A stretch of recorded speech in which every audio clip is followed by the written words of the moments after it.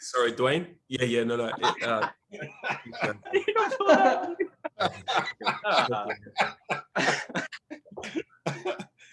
Sorry, dude. Sorry, man. Sorry to keep you waiting. Jamal, not with you, brother. Uli, what's going on, boss? You're all good, man. We were talking hella smack about you. Let me go ahead and hit record. I like that painting there, man. Thank y'all so much. I really appreciate that. This is my father's, so every time I'm sitting here, I just get a brief little. Yep, my pops is a painter. He's just does his thing. What's going on? Thanks so much for talking to me and the Nerds of Color. I really appreciate it. For starters, I ask everyone this: how has the year been for you? I know last year was a hot mess, but 2021, it's a new year, it's a new us. Uli, we'll start with you. How's the year been? It's been phenomenal, man. I mean, we came out the gate, shot my section of Young Rock, and then of course the next week the show was released, or like a couple of weeks, and it's been phenomenal. You know, the response to the show has been great, and people are really loving it. So I can't complain. I just am finishing another film at the moment here in Queensland, so a definite upgrade from 2020 for sure. Yeah, no doubt. Brad, what about you, man? I'm right there with him on that one. I wrapped at the end of the year in December. And up until I went to go shoot in September, I was working at a grocery store, and I had this show to be very excited about the shoot, but it wasn't the most fun time, I'm sure, for most people. But coming from that into this year, and then the premiere of this show, seeing all of our hard work being put on the TV is just, it's crazy. And a big part of it is just not taking the small things for granted anymore.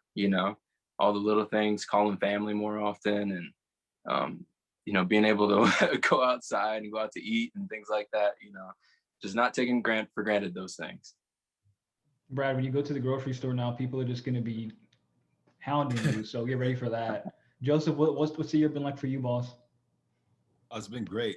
I'm back home in Kansas, back with my family. That was nice. After shooting for 6 months, so life is good. Very blessed. That's good, man. And I know a lot of folks find it difficult to kind of balance feeling blessed at a time where we're still grappling with a lot that's going on. But you fellas have been fortunate. It's been awesome to see this play out. This show is phenomenal. Brad, Joe, we were talking earlier. I'm a huge rock fan. When we were doing stuff, wrestling in the backyard or whatever, friends come over, we got to sleep over. I'm the Rock, no matter what. I may not look it, but I will do I'll have the personality down, I promise. So what's it like getting to play pop culture's, like one of pop culture's most influential? I mean, the dude. Everyone knows the dude.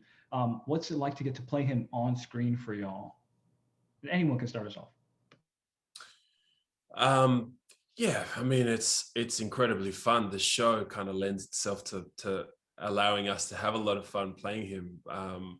There's some challenging things in there. Dwayne obviously hasn't had a silver spoon fed life. So yeah, there's just a lot of fun and some really warm moments, especially between family, which is nice.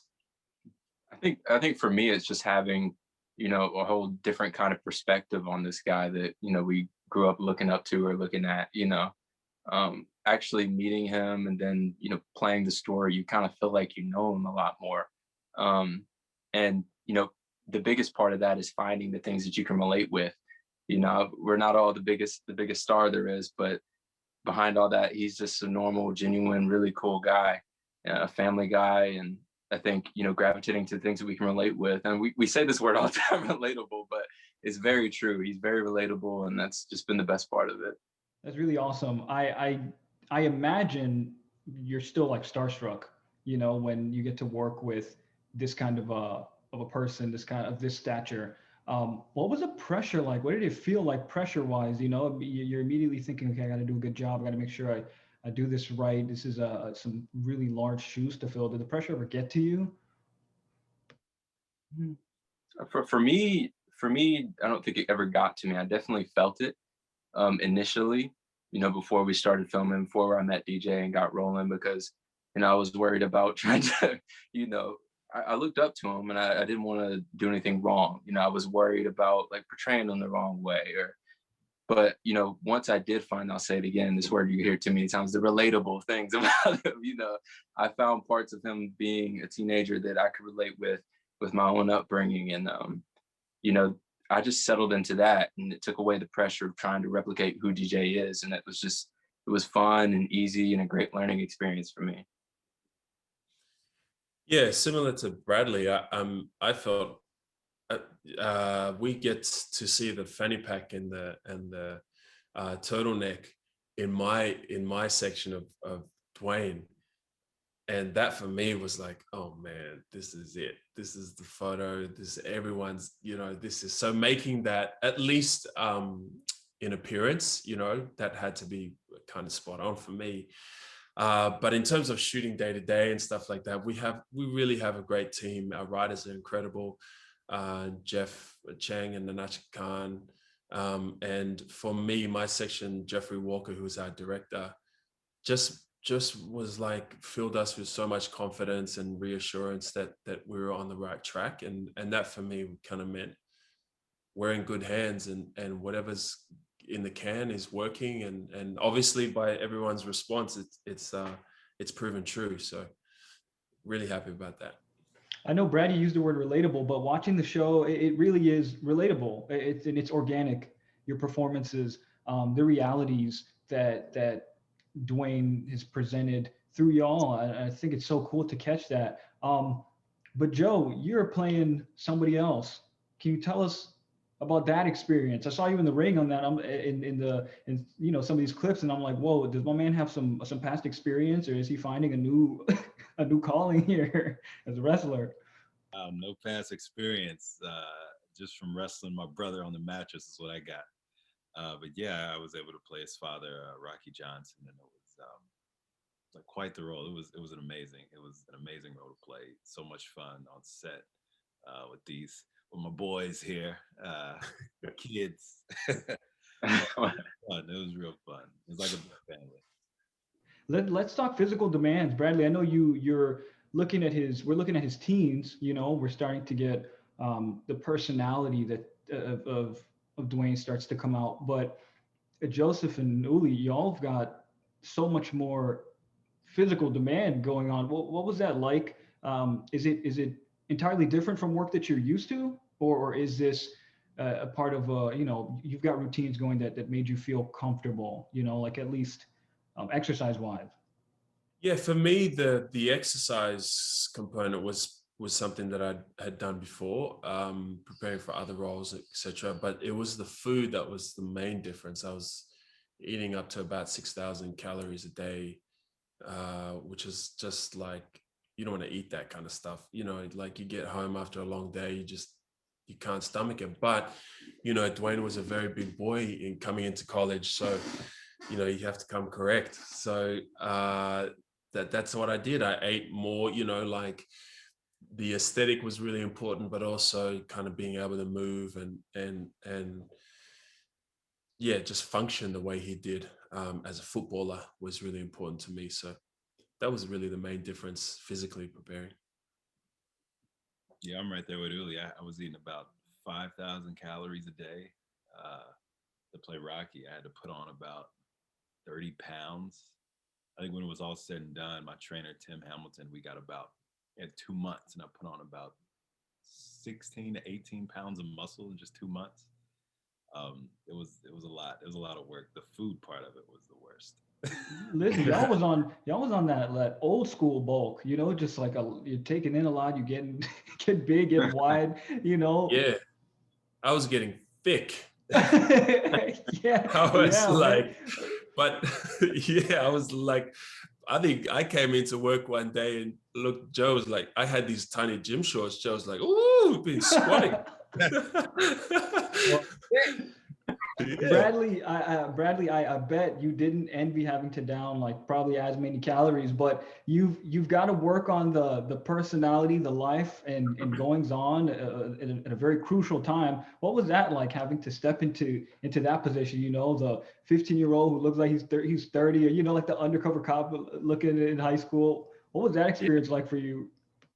You know, for me, that part wasn't super difficult. You know, the awkward, funny moments that you see pop up, because like they said, it's in the writing, and our creators really just made it easy where it shows. You know, for me, I just had to step in and do my lines the right way, and it showed. You know, but I think the best part, as far as, you know, emotionally goes, is you know, that dynamic of having this aggression at school that comes out every now and then. You see him knock out Kevin in that last episode, but it's you know, it's the tough life at home, but you don't bring that to school.